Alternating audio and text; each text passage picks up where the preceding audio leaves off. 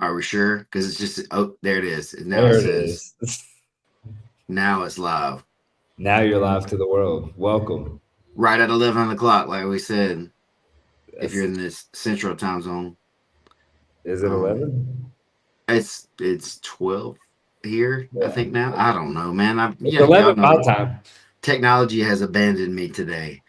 Uh, I had a power outage as I was coming in to this after already having to cancel on Mr. Shot Clock yesterday, our esteemed guest, due to my own scheduling conflicts. And so I was just like, oh my God, he's just gonna think I'm like blowing him off, Isaac. Like at least just like talk to him, please. So that way he You're doesn't big think I'm time. like I'm like, please You're just at out here least big timing.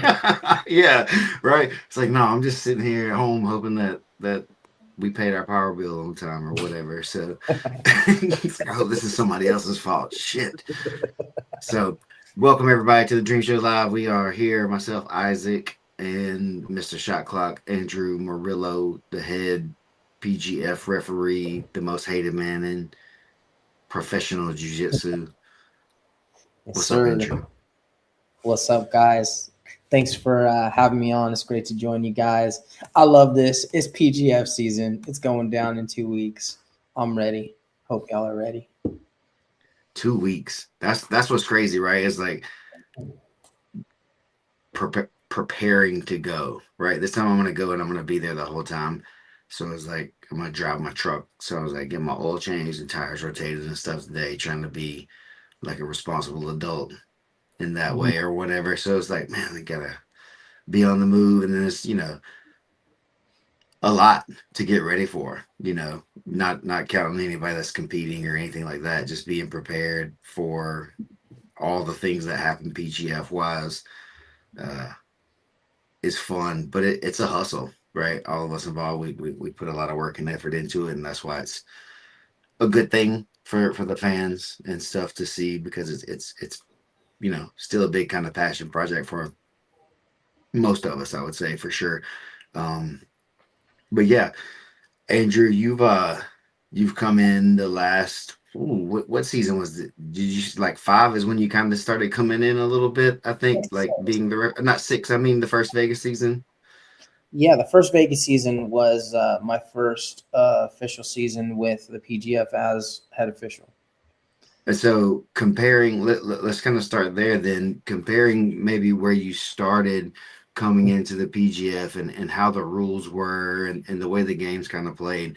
What are some of your thoughts on maybe some of the changes that have happened? There's been hundreds of hours of rules meetings about this stuff and how to like best do it. So what are some of the things you can remember from when you came in to now that have kind of been good changes or just changes in general? Yeah, I think all the changes are good changes. And I think that, like in any sport, especially jujitsu, athletes are always going to figure out how to game the rules. So, season 6, athletes started to learn how to game the rules. We had to adjust. Season 7, they learned how to game the rules. We had to adjust. Season 8, they learned how to game the rules even more. We had to adjust.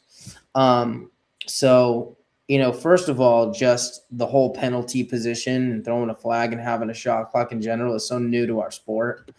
I think is genius, and I think we've been able to really see how it pushes action in jiu-jitsu in the sport. So the penalty position had to evolve because guys were learning how to kind of game that position. So we had to make them more vulnerable, and we had to make it a lot more of a penalty, what it is, right? Like we want the athlete to really not want to be in that position. And so that means that you can't be boring, We've changed a lot of verbiage, like stalling. It actually isn't, we call it stalling, but that's not really the best way to describe what we are penalizing. It's inactivity is the best way to describe what's happening. So what you would consider stalling in like maybe an IBJJF or like an ADCC is probably a better example, is not even stalling here. You get more time actually in those rule sets than you do in the PGF rule set. So just being inactive. There was, and also like in other rule sets, there was a time where we were like, all right, this inactivity onus is always going to be on the bottom player. And so that's evolved to now it's the defensive player because it's not always the bottom player who's defensive. You'll see guys like, Jet Thompson, Chris Wojcik, like people who have these really crazy active guards. And so if they're constantly attacking, it's not really fair to call an inactivity call on those guys. That's one of the things I had like a question that I was going to ask sort of about. So I just want to kind of interrupt you there if I could. Yeah. So like along that, I know that like you said, like it first started maybe where the bottom guy, it's on him. He's got to make the move or whatever it is to get it going. When those conversations were being had and decisions were being made, what were the hardest positions to kind of decide that were like, this is going to be on this top player or this would be on this bottom player? Where were some of those spots where there was the most like friction? Well, offhand, I can think of, I'll tell you a real like easy general one is just like the passer, people's trying to just sit on the knee shield. And then, is he really trying to pass or is he just sitting with pressure? And what's the person on the bottom doing? Are they excessively framing or are they trying to drag in? So I think that's a real common one that we see. One of the harder ones that we had a lot of debate about was rubber guard. As like I'm a 10th planet person and I really understand. We saw it. I think it was season 7 with like Benetti or Fedor. Actually, I think that was the same season. But with Fedor, we started seeing him play rubber guard, and as like all of my other official colleagues, as it should be, are from different affiliations, right? So they play the game. They've learned to play the game really differently, and so our opinion on what constitutes inactivity in the rubber guard position differed. I understand that a lot of times rubber guard takes some patience, and that's kind of like the way you play that game. But my argument is that you're being offensive though, like you're the offensive player. And so it's like, if I'm active in offense, what does that look like? In my opinion, the onus is on the guy trying to pass to either get his posture back or start trying to pass through that bottom leg, right? And so, but other people were like, well, he's just kind of holding there, and then he can draw an inactivity penalty out of his opponent by just kind of holding, so those were things we had to debate and kind of figure out what we were going to do. The other one would be like, there was a season where Andy Varela had passed Benetti's guard inside control and just held him and waited for the inactivity to get called, and John Jock got really upset about it. And so that was like a whole thing. Mm-hmm. But at the end of the day, it is on the bottom players. The onus is on the bottom player to start to get moving, and you may have to do some things that you really just don't want to do. When you're talking about moving, Andrew, on the bottom player, like the onus on them, the like movement that you're looking for, are you looking for the like sell out, like trying to go for the escape? Like, what are you looking for when you talk about that movement? We're looking for big, complete position changes. So if you're on your back, a complete position change would be you need to end up hip heisted on your knees. And if that's not the movement that you're willing to make, if that's not the risk that you're willing to make, you're going to get penalized. Yeah, I mean, and I get it. Like, nobody wants to give up their back. That's not, Brandon talks about this concept of what good jiu-jitsu is, and that this isn't necessarily about doing good jiu-jitsu. Good jiu-jitsu is being tight, is fighting for inches. That's good jiu-jitsu, but that's not what this game is. We've set out a game in front of you, and you have to use what you know about jiu-jitsu to try and win this game. So the movement, back to your question, Isaac, is we really want to see you do really big positional changes, and that's going to involve you taking some risk. Yeah. Man, you really had a good point there. And so I kind of forgot my question. Oh, you mentioned the positional change. That was one of the things I kind of had to. We did see in one of the recent seasons, Christos was using that positional change idea a little I don't know, a little bit gray area ish, where he was just kind of log rolling really quick and then getting the calls broken. And I feel like there was some language changed regarding that. So that it's not just like a flail to change a position, kind of. Even it's like is there a more technical definition for that now, or am I remembering that wrong? No, you're right. We actually coined that issue. You know, like you said, we've had hundreds of hours of rules meetings, and after last season, we had a very long meeting on what we labeled the Christos problem.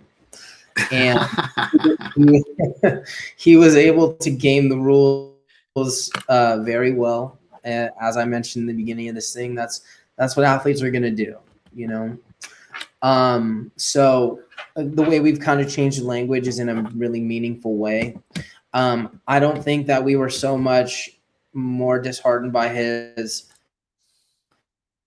positional changes as we were by certain like defenses. Like when he was in a bad position, when he was in a really bad position, he was able to do enough movement based on the prior criteria to not get stalling called on him. But some of it would have been excessively framing or executing what we call executing the same unsuccessful technique over and over.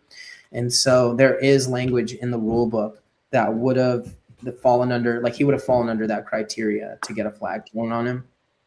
And so there's also language that says merely surviving is insufficient.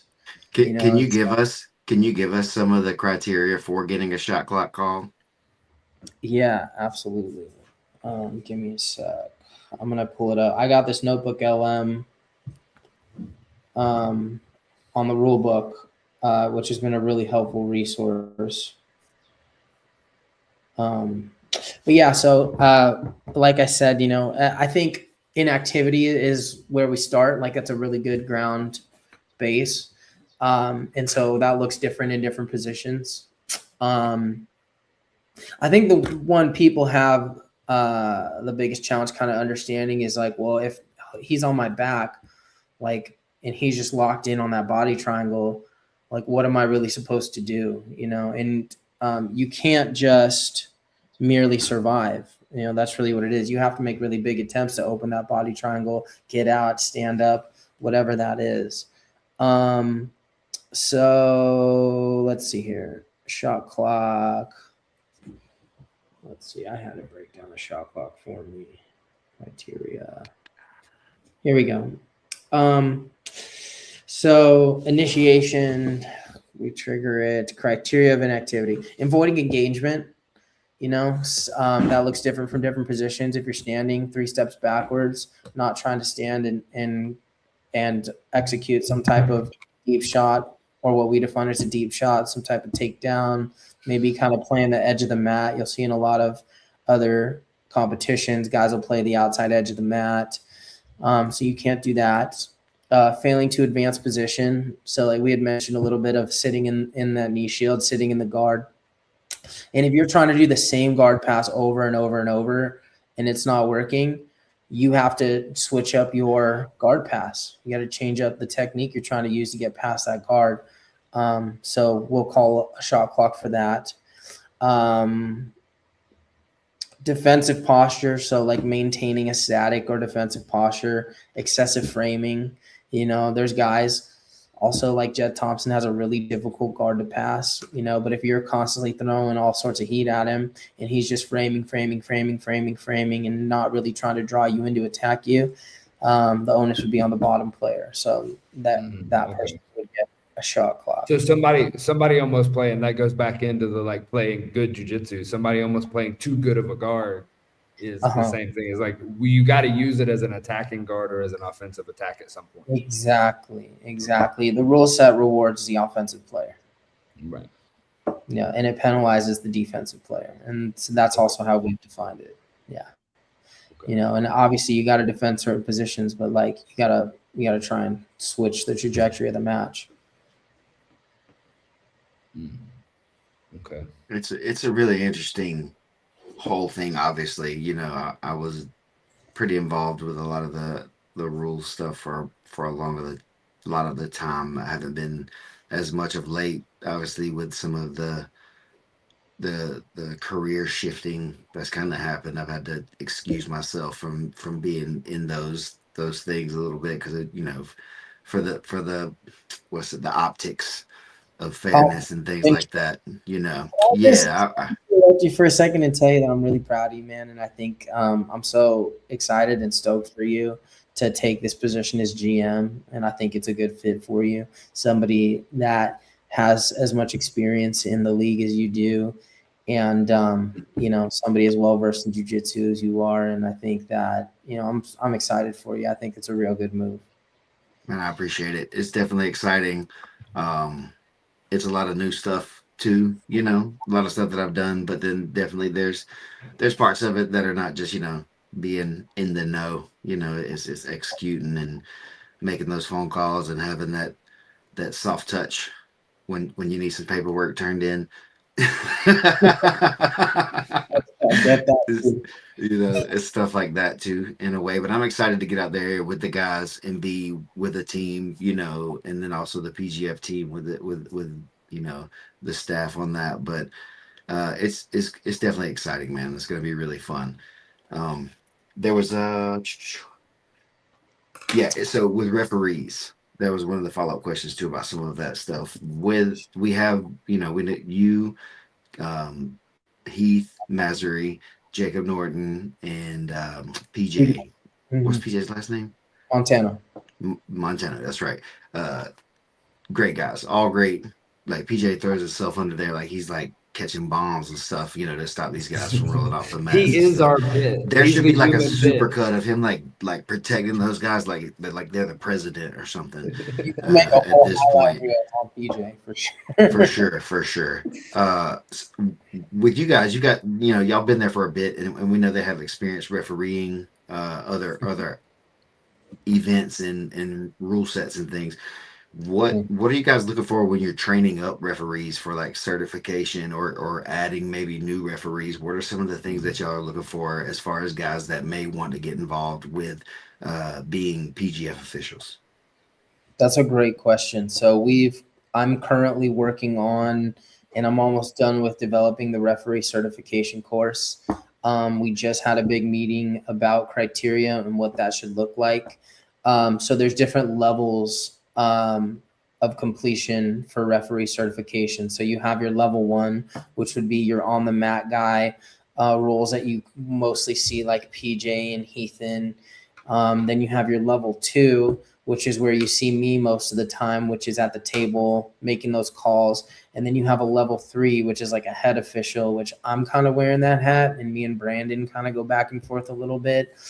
Brandon's trying to be more at the table and just he's really let go in a really big way of trying to take control of what's happening with the officials, especially now that we're seasoned and we really do have a good idea of what's going on. So those are like the three different levels of certification that you can reach. So for level one, I've created a written test. And so we also do like an in-person, you have to like do certain scenarios, and then you need to get some mat time being an on the mat referee at a PGF sanctioned event. So something like a qualifier or like an open, like I have a promotion called King of Subs jiu-jitsu tournaments where I only do PGF rules. And so PJ is actually one of my referees. And then I have a couple other guys that I have trained up. So you have to get between 30 and 50 matches in that rule set. Like one qualifier could get you a good 30 matches of experience with like me or Heath at the table, really helping make sure that you have things down. You have to be able to do positional resets in a intelligent way. So that's like level one, and so it's not that hard to become a level one, where it becomes a little more, what's the word, just involved, it's a little more rigorous is level two.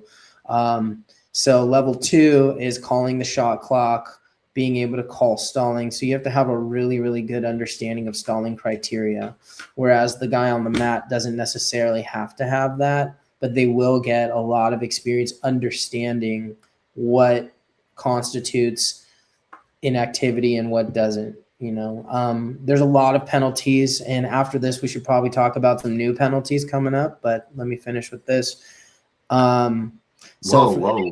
This is my show, Drew. Having said we should look at some of the new rules and some of the things that are changing. I just don't want let's let you follow up with some of. Let's finish up with what you're saying first, though.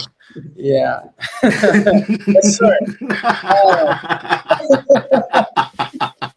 And so the level 2 referee is a table judge, right? And so you have to know pretty intently like what constitutes the stalling, what the penalty positions are looking like, and how to use the shot clock and how to use the software. And so there's like a software competency test within that level 2 certification, and then you have to have like 100 more matches. So we really want to make sure that it's rigorous because we want to keep the integrity of the PGF intact. So it doesn't matter whether it's an open or qualifier, and you have to have a certain amount of matches to even do like the season, right? So yeah, that's what that looks like. And so there's a lot that goes into being one of these referees, and you hit on a few of them, like the resets and positional restarts are one thing I think that's very important. Two questions, and they're kind of separate, I guess. So like, is there, I'm gonna forget the second question, but either way, is there like a certain psychology of a person that you guys might look for or maybe avoid in someone that's being a PGF official? Are there other things besides just knowing the rules that may or may not affect being an official? Because it's a major league sport now, and officials could have a big effect on the outcome of the games and the things like that. So are there any like ethics kinds of things that you guys go through and things like that are like not specific to the PGF rule set, but just a general, kind of life thing? Absolutely. So we start with an application, actually. So you need to fill out an application. And obviously we talk about being impartial and non-biased, and you have to exhibit that during your on the mat time. And so also, just because you do that certain amount of mat time and just because you've completed these courses does not mean that a level 3 official like myself will sign off, or Heath will sign off on you. So you also have to be signed off on. So character is obviously important to us because, again, like, you're representing the league, and we want to uphold the integrity of the PGF. That's a big deal. So yeah, absolutely. That's the ethic line. You have to show no bias. You have to be able to be impartial. You have to make good judgment calls. And obviously in certain situations, it's not always easy to make the best judgment calls on certain plays, but it has to be very apparent that you're not playing favoritism to one athlete or the other. Cool. And I did remember the second one. And I guess it was more like an affirmation for you, I guess, in a way, than it is like a question. But like to get to the level of being the operator of the shot clock during events is a very, very stressful position. You are constantly standing and watching, and you've got to be resetting in your mind every time that there's an exchange. Was that it? Start. Was that it? Start. Did that reset? Restart. Did that? And it's just constant all night long. I see you over there. You're constantly clicking and trying to. And dude, that is a big job. That is like attention, and being able to handle that stress of the moment is going to be such an important thing for anybody that wants to try to do that thing. Don't think my man's out here just yelling shot clock and pushing buttons. you experienced that on the what was it, the Twisters Invitational? You were having to help Chris keep up with the shot clock a little bit. Yeah, because there wasn't really like an official one there, and so I was just like, I'll be like, man, wonder when there will be a shot clock, and he'd look and he'd be like, oh yeah, shot clock on. It is. It's a whole thing, because the on mat referee, they're doing their best to They do have a that at whole the same other, time, but they've got to be looking at athlete safety. They got to be watching the boundaries. They got to be doing a bunch of other things as well, not just resetting the clock over and over mentally too. So that's why it's so helpful to have that table judge who is somebody that's going to be paying a lot of attention and doing their work very diligently. It's crazy because I stand beside you basically during the live shows like all night, kind of that way I can keep up with what's happening because you have the official information. You're the official, so it's like I need to know what Andrew says. I don't care what anybody else is saying right now. So I see you over there trying to like do everything and go through it all, man. So it's a tough gig that's definitely maybe not like appreciated as much. Well, I appreciate that. It is a little bit of spinning a few plates at the same time. And you're right, like the judge behind the table and the referee on the mat are two completely separate jobs, but we're also working together.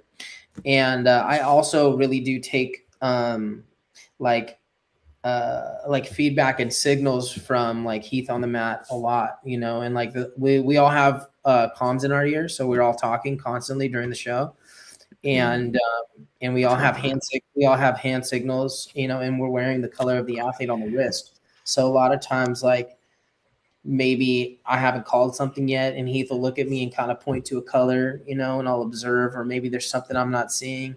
And so there's a lot of communication that has to happen also to make sure that we're all doing things the right way, you know, or maybe I need the guys on the mat to be doing something that they're not aware of. So having the comms is really, really valuable as well. But Oh yeah, yeah, man, that was new last season, right?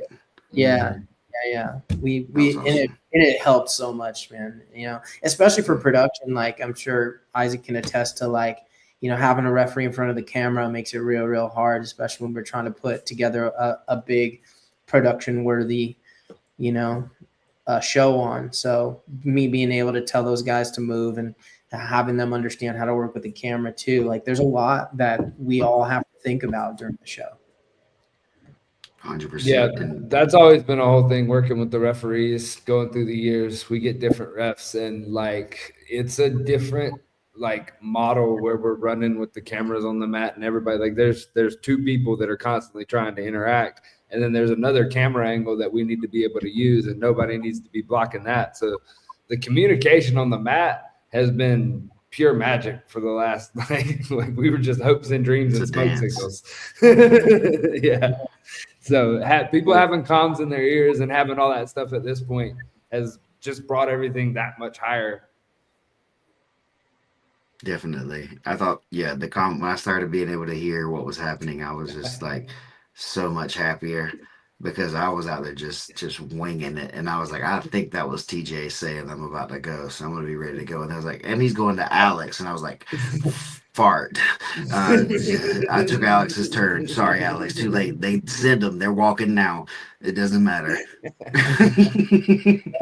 Yeah, and I'm really glad about this because I don't think the people at home really understand what all goes into putting together a production like this, man. Like everybody's working real hard, you know. So I had I a hope that reflects. I hope so too. I was thinking like with the comms and stuff, it's like there was like a streak. I was like, you'll remember this like for sure, probably. Uh Pretty much every like show opening of some sort, like right at the beginning, I would have some sort of technical error, either my fault or not. But usually like right at the beginning, something would get messed up, either a cue or the mic wouldn't be on or it wouldn't be on at the booth or something, and it happened just like literally the beginning of every show. So I just gotten used to that, and I was like, cool. Well, I'm gonna get that out of the way, and so then everybody that's here that I've already dropped the ball once, so it's cool and whatever. It's all good from here. But in the last season, I don't think we had that at all. With when we had the comms and stuff, it was like we didn't do any of that. And so Isaac and I were talking about some of that stuff, and it's just like, is this what winning feels like? Is like because it's like is this like what a win is? It's kind of weird, you know what I mean? Where's I should be stressed out. Where's I need more stress to feel like I'm doing the job, kind of, you know. So what is It's how's your role changing? Are you still going to be announcing, or are you just GM now? No, I'm still gonna do the announcing, still do that job, and then do the GM stuff while I'm out there also. So I'll be in Vegas for the full season. Man, I'm you know, team PGF through and through first and foremost. Whatever that is, I could cheer for any team and be with any team. I'm with the Phenoms definitely this time, and that's not gonna matter on the mic.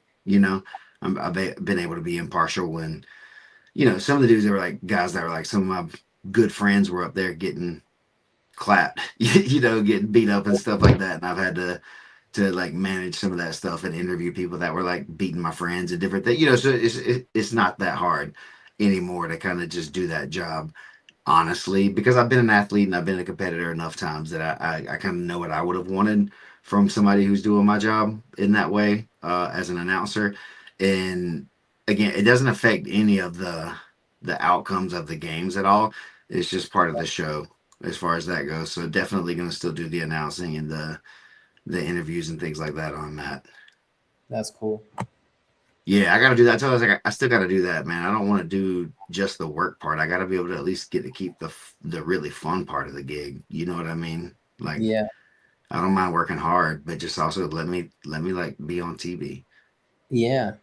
I heard you out there trying to take my job too in Philadelphia. I think it was. I sent you a text. I was like, who is this? Who is this voice I hear in the background? Somebody hit him. That's funny. I really appreciate it, man. You sent me. Yeah, so I was the announcer at the Philly Phenoms qualifier, and you sent me a really nice message telling me that I was doing a good job, man. I really appreciated that. No, for sure, man. That was great. It was, and that's why I thought to send the message. Watching it, and I was thinking about it. I was like, man, who is that? And then I realized, oh, that's Drew. And then there you go again, spinning another plate while you were managing the table refereeing or whatever. I'm gonna also throw in some announcing on the walkouts. It's cool, no big deal.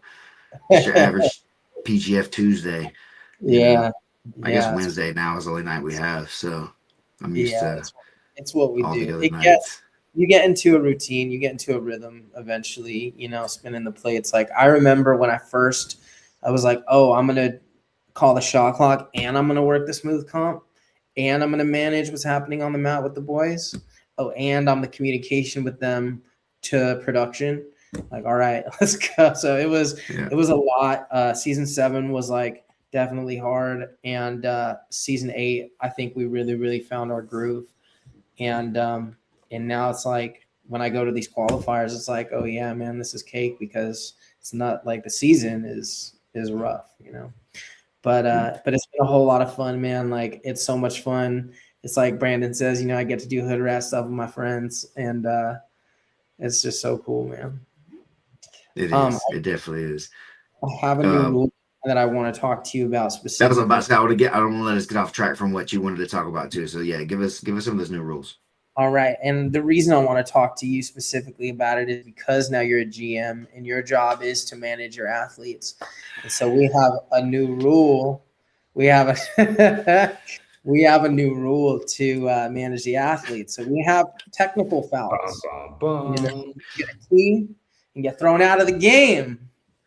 So when you have an athlete like Derek Rodman, who might be like getting Officer Grimey or Cam Hurd, or or like an Elijah Carlton or somebody who wants to be up in or even Sam Schwartz. Like Sam Schwartz, season 7 was threatening Heath's safety, and look, it happens, man. You're in the heat of the battle. You're passionate. You want to win. There's money on the line. I get it, and an official might be in between you and that money, and I really understand that.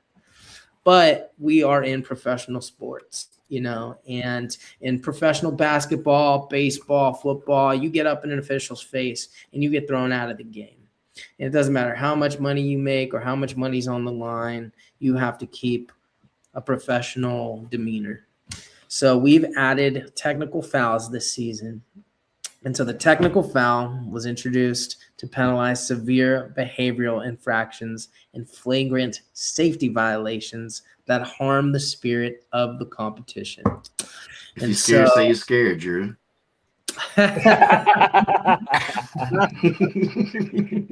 And so, bro, I've lost so many. Like, dang, I've already got one. Hey, listen, don't throw it on me. I'm just kidding. Okay. I'm I not don't gonna have say the I've authority. lost. I'm not gonna say I've lost friendships, but the dynamics between me and some of my career long friends has changed. That's for sure. And it just That's is what it unfortunate. is, man. That's It's unfortunate. unfortunate. It's unfortunate, but it's the nature of the beast, man. And like, I'm here, and I'm staying here, and I love PGF, and I support PGF because of the spirit of what PGF does. And PGF's goal and mission is to make jiu-jitsu great. And so sometimes, if I have to Oh, alter the the crowd dynamic loved that. for the greater good, then that's what we got to do. And it's for the greater good of jiu-jitsu, man. Like, this is what's going to help athletes get paid. This is what's going to put jiu-jitsu in everybody's living room. Like, then we got to do what we got to do. So, Amen. That being said, behavioral infractions. So I'm not going to be putting up with Elijah putting middle fingers up in my face. I'm not going to put up with Derek like yelling and acting that way. I'm not going to put up with Sam threatening Heath's safety. we're not going to do it, and we're not going to let them make PGF look unprofessional. That's where we're at. So how many technical fouls is it that would get you disqualified? So we have 2 technical fouls get you DQ'd for a whole day. So the day. A day. You can come back the next day, unless it's something real crazy like you threw a chair at Brandon like over the freaking media desk, then you might be asked to go home. But like, outside of that, and so there's a couple things, it's not just your interaction with the referees, but it's your interaction with other athletes. We've seen fights break out and things like that. Those can qualify as technical fouls. How hard are y'all going to police that part? Like how much of that are you going to be like the line stepping on some of that? Maybe like some 2 guys get a little heated, they get a little heavy handed with each other for a second. Is that going to draw a foul every time? Or is that going to be something where you guys are kind of going to play it off a little bit by like, these guys aren't normally these kind of guys, or it's like this guy's a known, habitual violator? Well, you get 2. So like, you get a chance, and like, let's say 2 guys are in a match and they start just clubbing hard and stuff, and they'll get a verbal warning before. Just kind of like a stop. You're like, hey, bro, keep it clean, Cool. But it's just like in UFC, right? Hey, unintentional eye poke, keep it clean. But then you do it again. Hey, we're taking away a point. Which is crazy. You should be like disqualified for poking somebody in the eye, whether it's intentional or not. That's like the worst thing. To people. So you'll get an opportunity to correct your behavior. We're not just gonna start throwing guys, taking the axe to them. So we have a technical foul, and then we have a major technical foul. So any official like me or Heath, we have the authority to elevate a standard foul into a major technical foul if the action is determined to be excessively violent, intentional, or demonstrates a reckless disregard for athlete safety. So like really big crazy guard jumps, or like things like that, or you're really trying to like hurt the dude in a way that's beyond like what like the normal game play of game. Mandatory DQs, the accumulation of 2 Ts, or 1 big major technical foul. There's a really interesting thing that we had to address last season. Was it last season? Last season, I'm not going to name the athlete, but they were trying to game the rules in a way where their team was pretty ahead on points. And the athlete in there was kind of like injured anyway. So he jumped guard intentionally to only let his opponent score 2 points for his team, because the 6 points would have got them like ahead. Wow. So he's right. So now these athletes are gaming rules to like manipulate block points. No, and dude, listen, if it's competition, right? And so if it's a gray area that hasn't been been covered, they're gonna find it, and now we have to cover it. That's why there's all those stupid things you have to go through every time you get hired, where they're like, "Don't stick a fork in the electric socket" and all that kind of crazy stuff. It's like because somebody's done that, and now we got to make a rule about it or whatever it is. Exactly. And it's okay. It's going to keep coming up. Something's going to happen where we're going to have fixing it. But so our fix to that is obviously guard jumping is what we call a major foul. And it's not a technical. Doing it intentionally is a technical, but we're now going to give. So let's say like my team's ahead in points and I can kill you, or my team's behind in points and I could kill you and my team could get ahead of your team. So you jump guard, so we only take the 2 instead of the 6. Well, I can now deny the penalty, and I could say, no, I don't want him to be DQ'd. I'm going to take top of penalty position now instead. So by you jumping guard, you're not disqualified. Now you have to get in the bottom of penalty position. So I get to look at your back instead. Would they get the 2 points at the end of the match either way then, or no? That's not how we have it written now. We're just going to keep the match going because what you're trying to do is sacrifice the match. We're just going to make you fight the match and let it play out. Fair. That's more fair for sure if you can prove that in there. That's cool.